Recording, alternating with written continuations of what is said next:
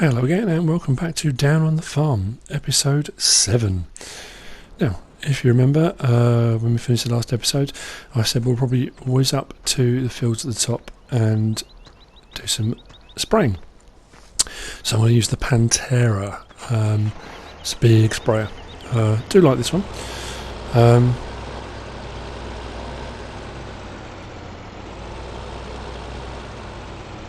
Just get it. The turning circle's horrendous on it.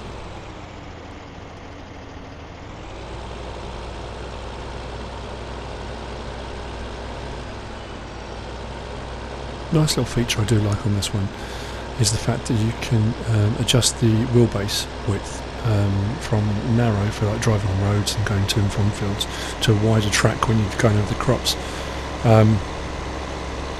Just like in real life, helps you to get it on the right setting so you don't do more crop damage. You can follow in the line of a tractor or whatever's gone on and seeded the crop. You just adjust the wheelbase setting to follow along. Really quite cool actually. I believe on Farming Simulator 17 they're going to have the New Holland front boom, the Guardian series one. That's the clips they've been showing. So I should really have done this in the thing. So open the track width out.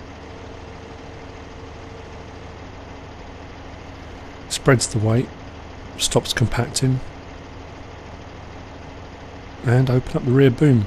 Other interesting thing as well, I found out doing a little bit of research, the new front boom sprayers are interesting in so much as they've got very high, they're very high off the ground, so you can do spraying of herbicides and things like that very late into the crop growth. So they're almost 6 feet off the ground, so they can go across a crop without damaging the top of it. This one's got a boom width of about 41 metres. It's huge, it really is big. But the front boom sprayers, interestingly enough, work better than rear boom sprayers, so you don't get dust problems. If you drive with a rear boom sprayer in a very dusty environment, back this up without hitting the boom on the tree would be a better idea. Anyway, so you don't get any dust in there, because when you're driving along in a dusty environment on one of these with a rear boom sprayer, the dust that's created from the front and rear wheels puffs up into the air. As the fertiliser or sprayer comes out, it gets caught up with the dust and doesn't actually go into the ground, doesn't penetrate, it just kind of clings to those dust molecules. A front boom sprayer sprays directly into the ground before the wheels have had a chance to kick up any dust. So there you go, interesting. Didn't know that at all. Always learning. Yeah, I've really got to try to avoid hitting this boom on things. So as you can see, very, very wide spray width compared to some of the other sprayers. I think the other back sprayer is 26 metres. We'll speed this up a little bit. And then you've got your fertiliser spreaders. Again, I think they're one's about 26, is one of the bigger ones. This one is huge, it's a big one. I did do a whole episode, if you have a look, not an episode, but a clip on fertilising and the different ways to fertilise and the difference it makes to your crops and that kind of thing. If you haven't seen it, go and have a look. It's kind of how-to and tips and tricks, really, just top tips of how to do things. This is a lot slower than the other ones, but it covers a much bigger area. The only downside to this one I've found, and I don't know whether on Farming Simulator 17, whatever one or ones they're going to have on there, are going to have a bigger tank size, because the tank's only, I think, 4,500 litres. On a big field, that goes so quickly. But I suppose in real life it would do. Yeah, it's one of those things. Bit fiddly around the tight corners, but we'll get there. There we go.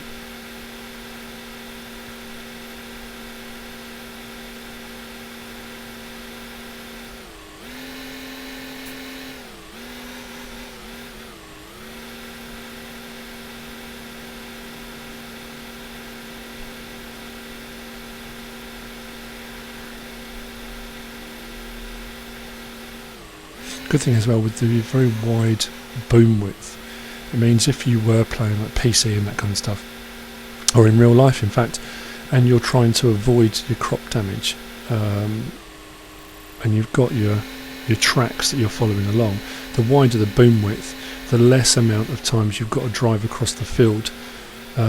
Keeps them very, very wide. That only works, of course, if your seeders were kind of the same, because otherwise you've got all your seeder tracks, which are very narrow. But then I suppose the less times you drive over it, the better. Right, what are we looking at? I'm going to run out of fertile. I might make it to the end of here. I've got to come back and do a little bit, but I might just make it to the end. No, I'm not going to make it to the end, am I? Oh, how annoying is that? Okay, fair enough. Close it up and go and refill. Just to do this little bit and a little bit back up the top, I think. And that'll be it, fertilised. What I might do at some point, might do it off screen, I'm not sure yet, is come back and cultivate this one before I seed it. You don't technically have to.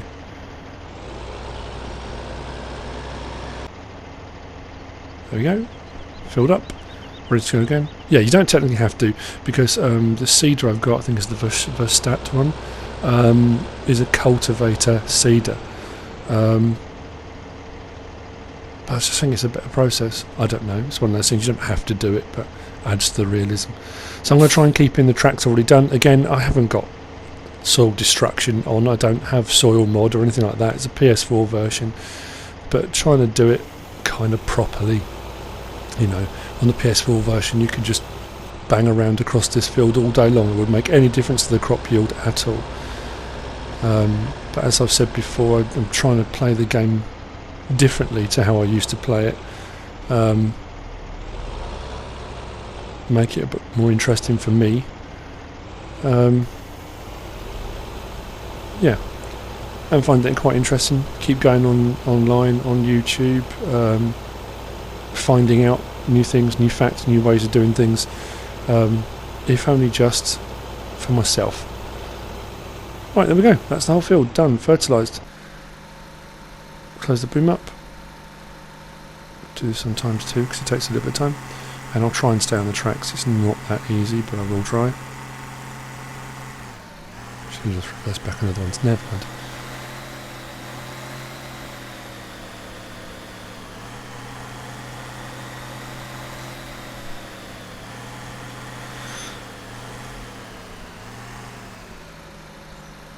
There we have it. Some of my brilliant reversing, in-cab reversing. See if I can do this without hitting the entranceway. Ooh, there we go.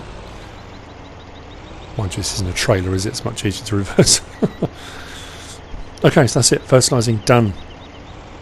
So, next thing I was going to do, I think, was probably whiz up to the... Oh, I didn't close the track, did I? Should have done that for the drive back. Naughty. Never mind. Yeah, go up to the woodland, do a bit of wood chipping, I think, is probably the next thing. I am intending over the next episode or so, or I might do it off screen, I'm not too sure. Probably buy another couple of fields. Yeah. And then what I'll do is my usual kind of modifications to the field. Transform the geography a little bit, make it a little bit different. And prepare them ready for either fertilising or seeding. So I might do that off screen. So I'm thinking of trying to move the crops around. So I'm going to spend a bit more money. So I do need to try and make it a little bit more. So I'll do a bit of wood chipping, I think. Fill up a whole trailer full of wood chips and go and sell those. I might also go back down to the biogas plant, sell a bit of silage again, get a bit of money back up again. But as you can see, right, going up here, these are fields I bought after I did my initial kind of tour around, and I've changed all of this, strip across the middle of this one, joined the field up the top there, I think it's 19 I think, and then kind of, I don't know, just modified it, changed it all, made it a bit more of an interesting field. I've also put a few trees around this one. I'm not going to do it with all of them, but you know, there are some saplings in here somewhere that I put around the edge. I'll find one in a minute. There we go, there's one right in front of us there. There you go. So they're growing, but because it's on real time, it's going to take quite a while. But there you go. I think while I'm up here as well, heading towards the woodland, I might just drop in and drop my eggs off. So I think I've got a backpack with some in. Doesn't matter how many. I've said this before, doing the greenhouses, doing the eggs, if it just pays to hire a worker, it's worth doing, doesn't matter. It's all extra money. In real life you wouldn't sniff at it. If you're a farmer that likes gaming and you think, well, I'll sell me eggs, you'll buy me a new PlayStation 4 game.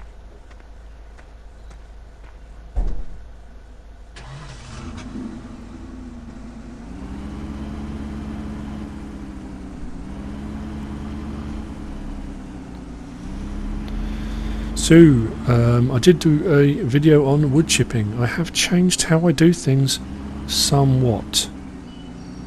Yeah, if you didn't see it, go and check it out. I did one on wood chipping, one on logging. Go and have a look. So I've moved everything around a bit. I've cleared a bit more space. There you go. That's all the equipment I'm using. I've got a trailer there for smaller bits. So I'll explain that in a little while. This video might end up being a little bit longer than normal. Just trying to think everything I'm trying to fit in. But I park across the road. Got a trailer over here that I stick the implements on from the skid steer. Only because they tend to topple over on uneven ground, or the other thing is I lose them. I can't remember where I put them down. But there wasn't a smaller flatbed trailer, so I just thought I'd stick them on that out of the way. Yeah, the video I did, there you go, got the skid steer. Interestingly, I've took out off the log fork and got the manure fork. I know it's not technically what it's for, but the prongs on the front are a lot thinner, much easier to get underneath logs for picking them up than the actual log fork. There you go. I've got the lead per telehandler, fast track, just open the pipe up on this. It's one of the things I always forget to do. I come along, get in it, turn it on, start feeding a log through, and suddenly realise the pipe wasn't out and I've wasted an entire log. So I'll do that first of all. Yeah, what I was doing on the video clip was I set up my daughter's PlayStation running on a multiplayer. She wasn't actually playing on it, but I had her character sat in the fast track. So the wood chipper would keep running the whole time. I've tried all different variants. I did say this before. I've tried it with two of the Gens chippers, one that way, one turned the other way facing it, just to give me a longer conveyor belt. Didn't have the other one turned on, but somewhere to sit the stuff down. I've tried with, like say, one person leaving the chipper running, one person feeding in, putting the log on, then using the skid steer to push the log in. I've done all sorts of stuff. I had a bit of a play the other day, a bit of a fiddle around with it, and I've come up with a kind of compromise. It's probably how you're supposed to do it, really. I've always found the cranes. There's the logging trailer that's got a crane on it. There's the crane on the Gens chipper, and there's the crane on the Ponce Buffalo, I think it is. They're so fiddly and awkward to use. So I just line this up, put it onto the conveyor belt and lower it down just enough so it's kind of following the line of the conveyor belt so it can feed in better, and then open up the grab. So that's now just really acting as a rest, just an extension of the conveyor belt. Yeah, so the crane on here is fiddly to use. So what I did was spend a bit of time adjusting the crane so it's in the position I want it to be in. So all I've got to do is move it backwards and forwards and up and down. Haven't got to turn it, fiddle around, do anything else. So what I'll do now is go out a little bit, come down a little bit, just to hold that log in place. And when I turn the chipper on, literally just nudge the top of the log. So all you've got to do, just nudge it, and it just kind of just gives it a little bit of a knock to help feed it in. And then once it takes hold of it, it will then just pull it through. Having the telehandler there stops the log tipping off the back of the conveyor belt. Because as we said before, I'm sure plenty of people know, the conveyor belt's really short. Right, I'm going to do a few logs, so I'll speed this up a bit.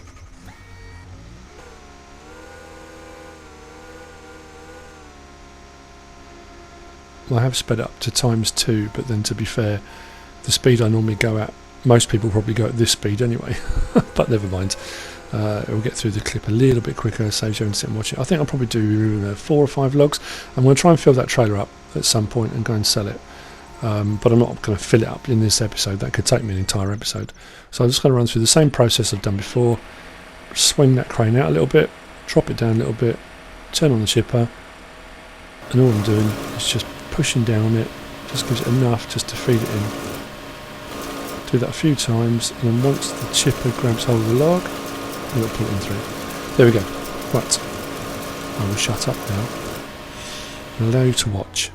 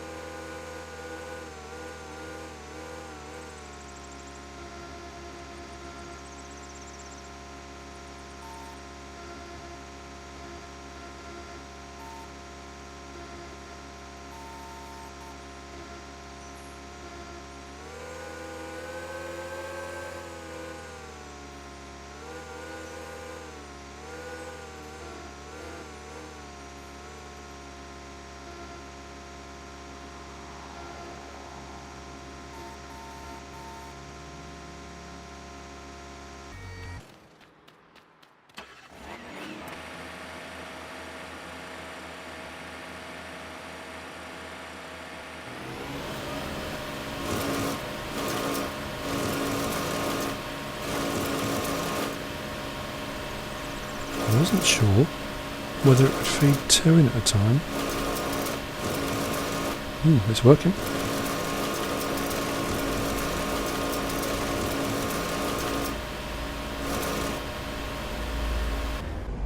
Right, jump out check, see how much I've got in. 22,388 litres in there at the moment. That's not too bad. It's a big trailer, 59,000 litres. If you're using a small trailer, you can fill it up probably relatively quickly. Takes a bit of practice. Right, so I'll do a few other bits and bobs, just so we can see a few different aspects of the wood chipping, logging process, whatever you want to call it. And try and tidy the log pile up a little bit. Makes it easier for picking stuff up with the telehandler if it's in a neater pile. Again, that just comes down to me getting better at using the Scorpion. There we go. It hasn't got to be anything amazing, just makes it easier. Just by chance, I've happened to lay the logs down there across a little dip, so it's easier to get the telehandler forks underneath. You don't have to do that. It just happened that way by accident. I could say I did that on purpose, so you could do that. I didn't. It was just it was a complete accident. Right, what tree should I do? Do these two here. I'll try and widening open the clearing that I'm sort of making. I'll open up the header and drop it down. I try to get adjust the cut length. The amount of times I've forgotten to do that. Try and get as low down the tree as possible. Once it is cut, drop it right down. That way the stump that's left isn't massive. So when you come to use the stump grinder, oh that was weird because I was back to front. I nearly toppled it over on top of me. What I normally do is when I've cut it, lift it slightly and drive backwards, and it topples the tree away from you. So with the cut length and 8 metres, they're all end up the same length. Trying to get it exactly lined up can be a bit tricky sometimes, but it's not the end of the world at the end of the day. You know, I can spend a bit of time afterwards just tidying the pile up. That's, you know, or just leave it as it is. It really doesn't matter. It's not the end of the world. Now, these thin spindly bits at the end, I don't normally cut those and put them in the wood pile. I do, but a separate wood pile, only because they're very thin and spindly, and when it gets to the very end bit, the wood chipper doesn't recognise it, and you don't get any chippings for them. Plus, they're an absolute pain to pick up with the telehandler to get into the wood chipper. So what I do is put them to one side, and then what I'll do later on, at some point, is I pick them up with the manure fork, bizarrely enough, put them into the arms of the telehandler, which again seems like a real faff, but it works, and then the trailer to one side, load them all onto there, because I can then take those down to the lumber yard. You'll get some money for them. What I used to do was just go off to the side in the woods somewhere and just dump them all. I might as well get some money for them, but they're really fiddly to move around, so yeah, right, speed this up, get through these a bit quicker just to make a bigger pile again. Quite a long one. Again, the spindly bit on the end, trim it over here. When I've got a bit of a pile, pick them all up, stick them on the trailer over there to the left, the log trailer. Once I've got enough on there, I'll take that down to the lumber yard and sell that, or tip it into the one's gone blank, mill pond. Yes, into the mill pond. Right, jump in to the skid steer. As I said, if you've watched a few of these episodes now, you'll know I'm a little bit OCD. So I'll tidy the wood pile up a little bit. I don't like it to see it messy, and it's just easier when they're all straight.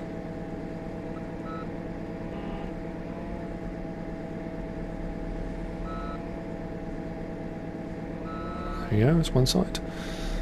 Well, maybe not quite. There we go, that's better.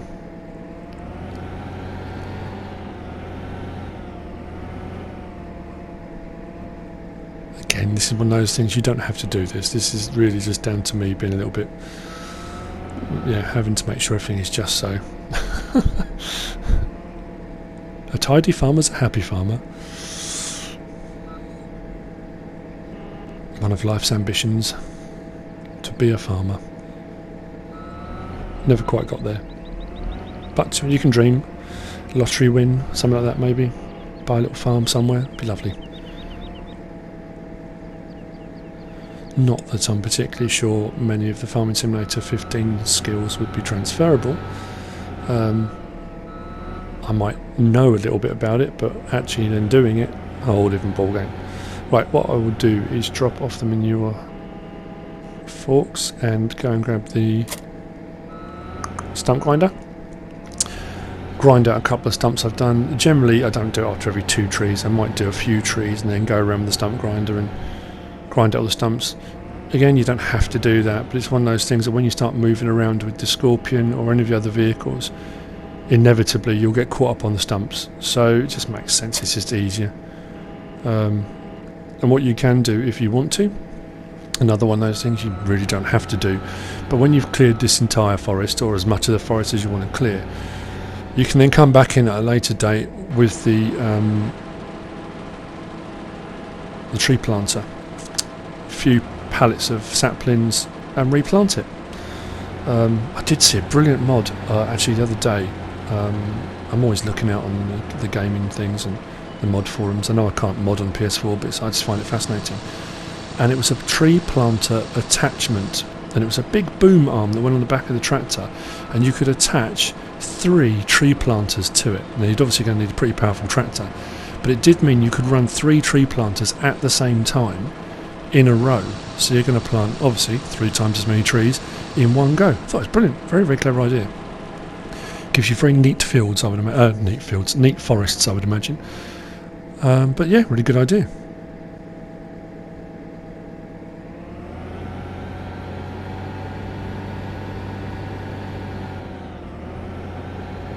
Right, so I'm going to put this on the end this time, so that when I come to collect it, I'm not in the road blocking traffic, as I was a moment ago.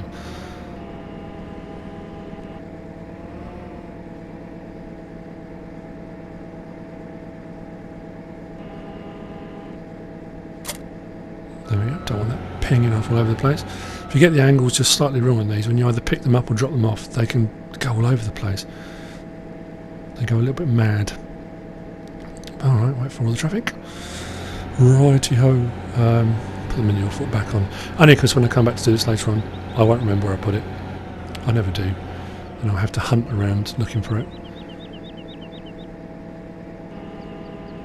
So if you try and line up the actual arm with the implement, you get a little bit of a bounce, nothing too bad. I did one the other day where I think the implement had fallen over, like completely tipped over. I didn't realise. Went to clip it on and it flipped the entire thing over. So, I think that's about it. I'm not going to carry on doing all this. What I will do off screen probably is come back in, fill that trailer up. So next episode we come on, we can just go and sell it. We'll have a full one. There you go. That's today's episode. Hope you've enjoyed it. See you again on the next one. Thanks for watching.